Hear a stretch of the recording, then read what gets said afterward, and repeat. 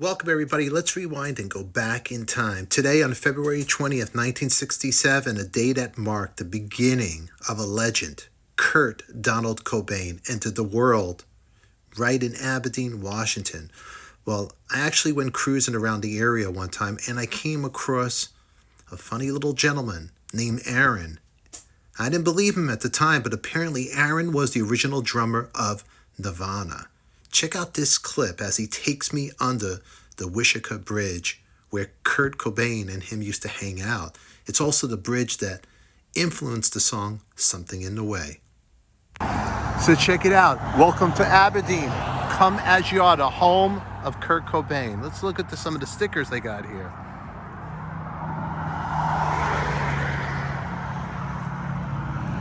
Alrighty. Little tribute. Let's go check it out. Let's check out Aberdeen, where Kurt Cobain grew up. What a cool looking place. Little cool neighborhood. This is where he wrote his music. And there's the garage where him and Chris, his bass player, would jam, I believe.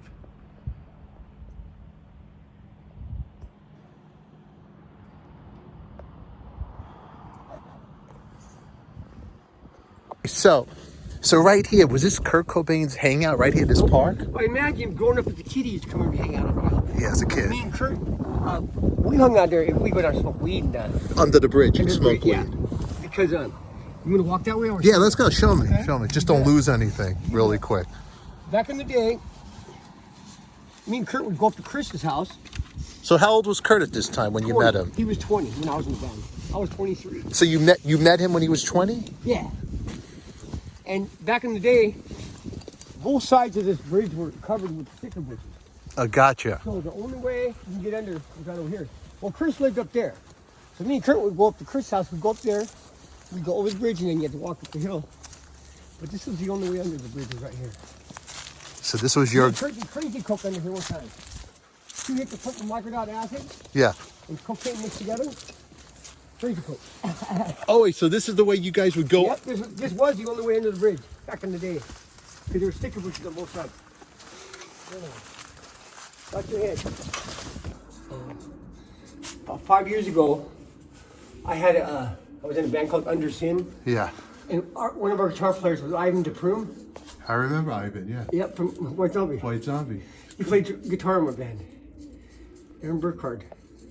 Yeah. And true story, Kurt Cobain, our first demo we ever did, Yeah. he drew a picture. He drew a picture of a staircase Yeah. with Josh! He drew a picture of a staircase with a little girl. Yeah. And he named our demo A is for Aaron, who throws on the stairs and shit his dress. And he drew a picture of like a staircase. Wow, Yeah. what's on here? I survived being a teen because of your... We love you, Kurt. Very cool. So this is where would you and Kurt hang out over here? Just under here. Just over here? None of his writing was on here, of course. But, Kurt's none of writing? it, right? None of all No. his writing wasn't. It wasn't here. This is it. So this was that place you just hang out, talk the shit, All the three were there. and then talk about rock and roll and all that great stuff, Yep. huh? Come on. Who would have thought they Who would would become the biggest band in the whole fucking world? You know what I'm saying? Now, the world that changed music, man, wiped away the Sunset Strip glam rockers and brought Cock rock, just mowed them down. Like Mowed a down fucking- cock rock. Like Tom Petty said, with the sickle in the field, right? totally mowed it down. He's a good drummer. Right. But he's a great drummer. They're talking about you right Yep. there. That's cool. That's cool. So Aaron, so you're jamming. So you, Kurt's 20. What are you? 23. 23. 23. Yep. So you jamming. What happened with you guys? What made Oh, it's so hard to tell that story. It is There hard. was nothing musical, right? Yeah. We were practicing at I had left the band, and they got Dave Foster, but Dave Foster couldn't make it to practice. Yeah. So he called me up for band practice. And So I went to practice, and after practice, Kurt liked to listen to the recording that we did, right? Yeah. So we went to my dad's place, and he was on ship. And so I go, hey, wait, Kurt, let me borrow your car, run up to the store, grab a 6-pack, and we'll listen to our recording. And no problem. Now, to set the record straight, I wasn't drunk. I didn't get drunk before I went to, I was drunk already. Anyway, so I get pulled over on the way back from the store by a black cop named Officer Springsteen. And I was hammered. So I'm like, Bruce. Anyways, Kurt's still at my dad's place for like 5 hours. I had to call Chris to come get me. Yeah. Kurt's car got impounded, right? And, I gave him money to get his car to impound, and I apologized and stuff, but he was pissed. Kurt was mad. He was mad. He was mad. I would be too. And the next morning, he called me up and said, you're fucking fired. Now, if I would have known what was going to happen to him in a couple of years, Nirvana, I would have groveled. Totally. You don't know. At his feet, you don't know at that point. Hindsight is 20/20, man. I would have groveled at his feet, but I didn't think fuck you, Kurt. I'm not. Well, no. You're not going to talk to me like that, and it's like we're on the same level here. But if I would have known what was going to happen to Nirvana in a few years, I would have groveled. You know what I'm saying? Who would have known they would have been the Beatles of today? Rejects. They didn't go to the. They didn't go. Anyway, yeah. Kurt would never thought that shit either. He didn't see it happening either. You know that movie Soaked in Bleach? Yeah. Well, they came here to do my interview, and I gotta tell you the story. It's fucking hilarious. So they're here with these big film crew, and it's a big production, and so they come here, and there's like 4 or 5 of them. They're doing a. I gotta find. Hold on. So really quick. So when you and Kurt bonded, what were you guys both into the music when you first met? Yeah. See, I was What were you into? I was into heavy metal and shit. And Kurt, what was he into? Punk rock. Punk rock. There's me under the bridge. Before Nirvana, we were called Skid Row, and then we went from Skid Row. We played live on the radio, midnight show on Chaos. That's the interview on Soaked in Bleach. Nirvana was called Skid Row? Yeah, we were first name was Skid Row. That's funny. I'm friends with Rachel Bowen from Skid Row. Yeah, that's why we changed our name. That is funny. Very next day. Anyway, So let me ask you. So Kurt Cobain, you end up having the falling out with Kurt. Yeah. Did you guys ever make up? Yeah. You made up. Yes, we did. He kept in contact with you. Yes. Okay, now fast forward to Michael Azerrad, first book that came out, Come As You Are book. Yeah. Now Kurt was still alive when that book was written. Now, okay, so the guy interviewed me, and I'm supposed to sign this piece of paper. So I'm telling the author, I said, listen, I'm not going to sign this paper until I get a call from Kurt saying it's all right, saying the interview's cool, and we have it, right? So a couple weeks go by, and I get off work, and there's my old lady. She says, let me find my gloves. Yeah. There's a message on the answer machine. You gotta read. You gotta hear this message. So anyway, so I turn on this message, and it's Kurt. Right? And it says, Aaron, sign these fucking papers. They won't leave me alone. Right? And the last thing he said to me on the message was, the trees are green. The trees are green. Not what the trees, but that's what he said to me. And so I signed the papers, and they went up, and the book came out, Come As You Are book. And that was 6 months before he died. Let me find my gloves. I gotta have my gloves. Yeah, it's cold out here. That was 6 months before he died. Yep. Mm-hmm. Oh, all these conspiracy theories about Kurt. You just think they see one movie and they think, people don't know about the Rome thing. A month before he actually died, he tried to kill himself in Rome. With the roofies, roofing out the pills and shit. Yeah. And he woke up and he's still alive. He was so pissed, he was so pissed, and that's why, and then they say, oh, he had too much heroin to even shoot himself, blah, blah, blah. But you know what? I'm a recovering addict, okay, and I've been clean since March 11, 2010. Yeah. Off the needle, and there's one thing: when you're shooting dope, when you're shooting heroin, you got a few seconds before it actually, goes in your system, and you can, You know, so that's what Kurt did. I figured. That's what I think. I'm pretty sure he did that. He did a big old hit of dope, and he shot himself with a 20 gauge. But he did that just a big old hit of dope, just to make sure that he won. You know. Yeah. And it's sad that he just needed to take a break, man. You know. He needed a break. He needed a break, and they want him to do that tour, the in utero tour. He's got bronchitis and shit, and he's got a lot of people counting on him, right? And they wouldn't let him fucking take a break.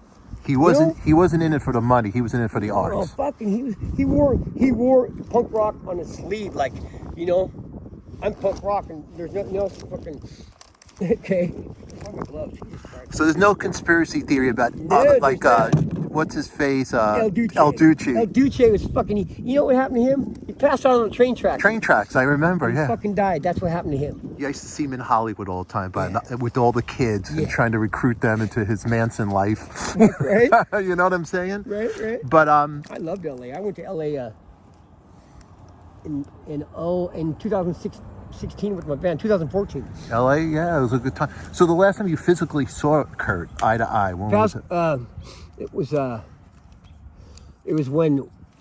when my band opened for Nirvana here in Hoquiam. And which band was that band? The name of it? I was in a band called Attica. I'll show you. Attica, And almost like Adika. Yeah. Attica. The prison. New York, Pacino, prison. Dog Day Afternoon. Attica. Yeah. Anyways, I was in the. That's me right there in that picture. A Raymond show, Raymond Washington. But there was what's he? So Attica opened for Nirvana. Yeah. And that was the last time you seen Kurt. Yeah. And what tour was that for Nirvana? That was right before they went overseas. Mm-hmm. The first European tour. Mm-hmm. And right here. There. See, it's on YouTube. Attica. And Cool. there's video of Attica.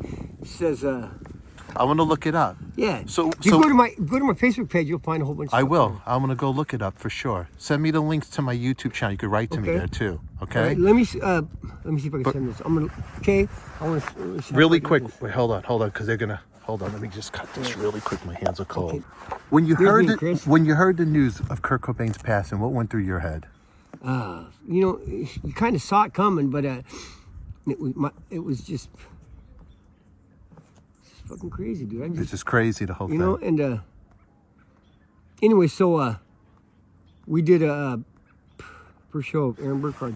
They got the About Dave Grohl, really quick. Before he did the induction shout out. He gave you a shout out, right? Yeah. You ever see him recently, Dave No. Grohl? Never. Huh? But you ever try I to have reach much out to him? respect for him. Much respect for Dave Grohl. And it's too bad Taylor Hawkins, you know. Yeah, sad about him passing. Man, I wonder, but they're gonna continue. Yeah. And I want to show you. So it's almost like you're like the Pete Best of Nirvana. Yeah, that's what they call me. Yeah. You're the Pete Best of Yeah. Nirvana. Yeah, I am. And I totally embrace it, man. It's like here we go. At least your tracks are out there. It's hard to find some of Pete Best recordings. Right? There we go. Show them. What do you got there? A shout out.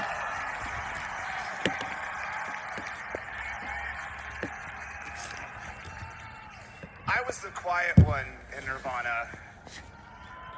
I was the drummer. But most of you don't know that I was the fifth drummer in Nirvana. He thanks For me very whatever much. reason, I got to be the luckiest person in the world and also be in Nirvana. But I have to give credit to all of the other drummers that came before me. Aaron Burkhardt, Thank you very much. Yeah! Yeah. There you go, that? Aaron. That's Shout rock out. and roll history. Yeah, you know it, bro. So you are the Pete Best. That Pete Best of Nirvana, you bet ya. You know what, Right man? on. Working with Kurt must have been just. You know what? You don't see it coming at that time. We would practice when we practice. We'd practice that one song all day long. What song was that? Any of the songs, like for instance, Anorexicist, Played the Barber. When we wrote them songs, it was Kurt would want that song perfect. I mean, we'd practice it all day, 8-10 hours. So he had the work ethics. Oh, Kurt was a work. He was a workaholic. There was no nonsense. No nonsense with Kurt, man. No, and you know what? You can look back and say, hindsight's 20/20. But Yeah. yo, Curly, what's up? That's my buddy. You're like the mayor. My buddy used to, I was in a band, the house is right there. A few years ago, it burned down though. I'm like the mayor. You're like the mayor of Aberdeen, right here. Yeah. So Aaron, Yeah. it's cool meeting you, man. You too, bro. And so he was like he had the work ethic. There was no messing around. But he was the hippie too. He was the hippie. He was a hippie. You know, he was. We call it, he had his house. We called it the ever-present stench of urine because he had pet rats and gerbils. Oh, did he really? Yeah, he was like. So he wasn't a neat freak, Kurt Cobain. He was. Yeah, he was grunge. Kurt was grunge. He was you know? grunge all the way. Yeah, all the way. Was he a big Beatle fan, Lennon? Yeah. John Lennon fan all the way? You bet, yep. Do you think he'd ever see himself being the John Lennon of his generation? No, God, no. Nobody. No way, dude. No way. Kurt would never thought that way. Anyway, you know what this is right here? It's my box. I do the methadone every day, clinic, right? So they give me a box for my take home. Yeah, you take care of what you gotta take. Look, I'm gonna let you go. Look, you do your thing, but listen to me. It was good chatting with you. Yeah, you too. Alrighty, I appreciate your time. Yeah. Just thank stay you. healthy Thank and you stay for- well. Thank you for the 20 bucks. You're very NFT welcome. will be out in a couple weeks. Yeah. I got an NFT. Uh-huh. And yeah. Cool. Cool. Yeah. Okay, so right here, I'm gonna let Aaron do his thing. Aaron, original drummer, the Pete Best of Nirvana, right here. No joke. The people that you'll meet in Aberdeen. But Peace. man, Don't take any wooden nickels. Now you hear? no wooden nickels. Aaron, you be good, my friend, okay? Bro, have a good day, Thanks man. for subscribing to the channel. I need your support and love. Alrighty? Take care. Aaron, before you go, Yeah. really quick, top 5 favorite rock albums. Can you tell me? Top 5. Tank. Kill Sounds of Hate. Yeah. Bleach. Yeah. Never mind. Never mind.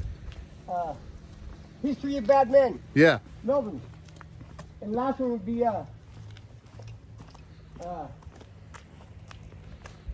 No Beatles? Beatles, White Album. You got it. God bless you, man. Take care. There you go. That was Aaron. And if you enjoyed this episode, put your comments down below and make sure you subscribe to the channel. Until then, stay beautiful and happy birthday, Kurt. Thank you for the music you've given us. And remember, it's only rock and roll and we like it. Who loves you, baby? We do.